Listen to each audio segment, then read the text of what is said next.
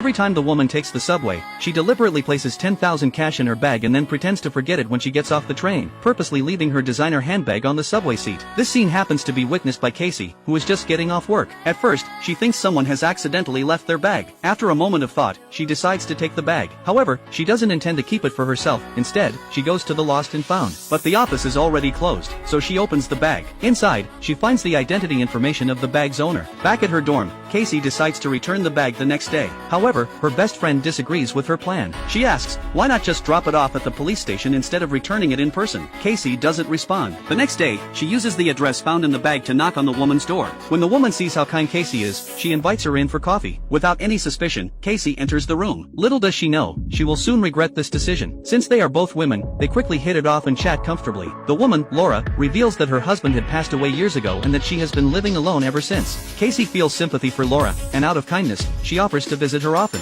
Unbeknownst to Casey, as soon as she leaves, Laura begins to observe her social media accounts and even sends her a message in the middle of the night. At first, Casey doesn't think much of it and assumes Laura is just lonely. In the following weeks, Casey frequently meets with Laura, and after several encounters, they quickly become good friends. In fact, Casey even cancels a party she had planned with her best friend to have dinner with Laura. Her best friend doesn't understand Casey's recent behavior. She wonders why a woman Casey barely knows could now have such a close relationship with her, surpassing their own friendship. Seeing that her best friend is somewhat jealous, Casey feels frustrated and leaves the dorm. The next moment, she arrives at Laura's house, ready to have dinner together. Laura asks Casey to find 2 candles in the cupboard, but when Casey opens the cupboard, she is horrified to find multiple identical bags, the exact same one she had returned.